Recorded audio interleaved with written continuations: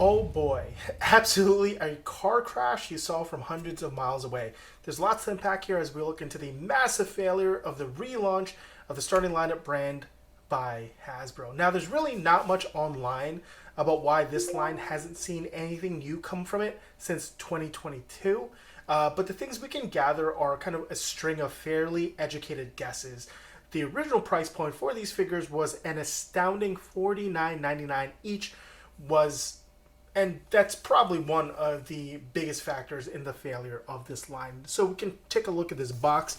And honestly, when I first saw the box online, I really thought this starting lineup logo was going to be like a holographic print, but instead it's like a faux holographic.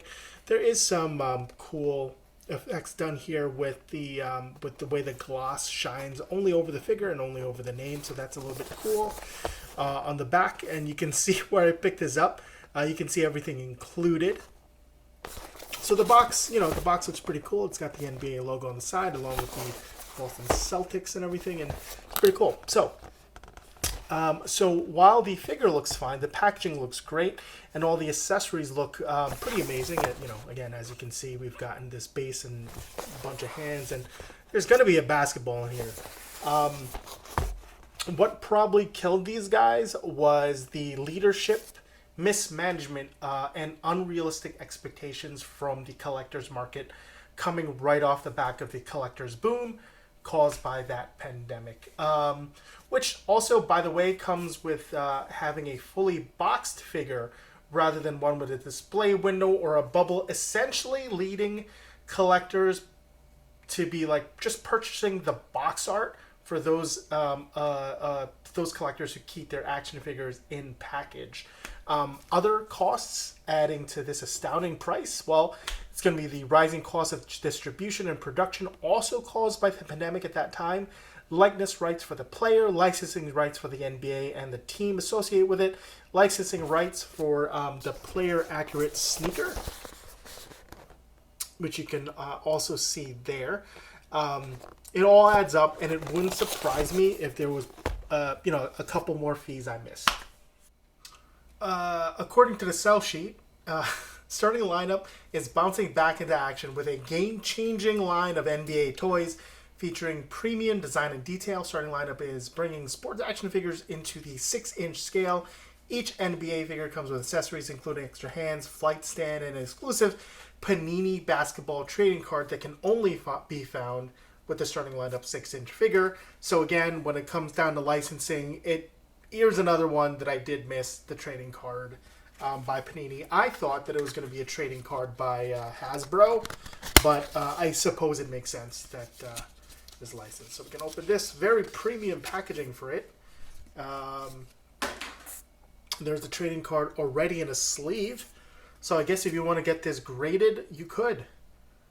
It actually looks like a really, really nice card. And again, unfortunately, more licensing fees. I'm not sure if Panini's licensing fees are extra high because they also have to go to the Players Association and the NBA and the Celtics and whoever else, the card manufacturer.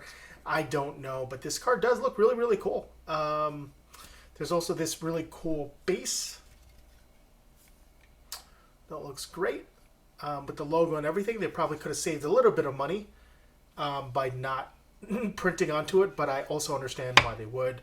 Again, this flight stand, a whole bunch of hands, and unfortunately, the thing that's a little bit disappointing is that this basketball is not a freestanding basketball. I tried, and I don't think I could remove it.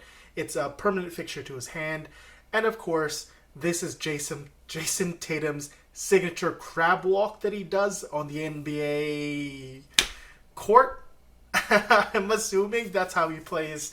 I don't watch basketball all that much, so I'm sorry. But, I mean, that pose, I think, shows the amount of range that he has. Anyway, starting lineup was initially launched in 1988, and this is still by the sell sheet, by the way, by Kenner.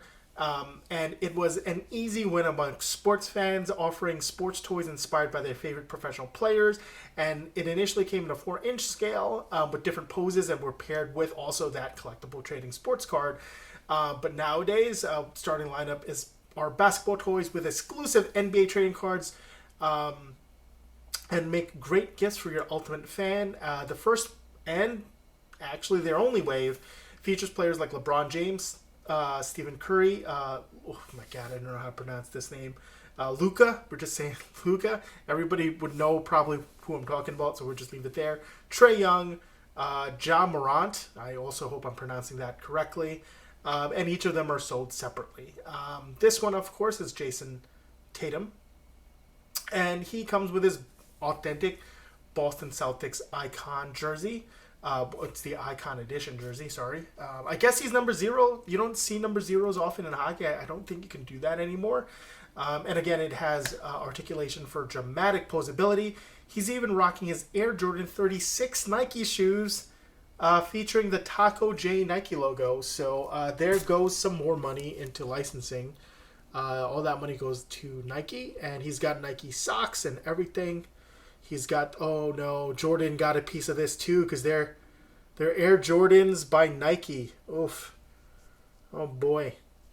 That is a lot of money. Again, the NBA logo on the side. We've got Tatum on the back, rocking all the logos and everything. Oh boy. Yeah. Expensive. As we look at the articulation, we've got swivel hinge ankles, boot calf swivel, double hinge joints, which are pinless. Sorry, double hinge knee joints, which are pinless. Swivel waist, ab crunch waist, swivel thighs, ball jointed drop down hips, standard ball jointed shoulders. We do have butterfly pecs, which you can't see, but it's kind of like under the jersey.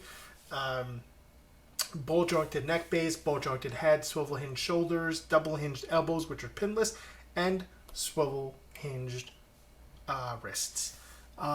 Something else that I also noticed when looking at basketball, Wilson, so that's another licensing fee. Oh boy, all the licensing fees are definitely the ones that double the price of this thing. I don't even know if Hasbro made a profit on this, on the figures at all, or if it's just complete loss. Now, I don't watch basketball. I'm a hockey guy, but I found this guy at TJ Maxx for $13, and I couldn't resist getting it because I wanted a basketball, and now I can't even have that because that thing's attached to a hand. Whatever.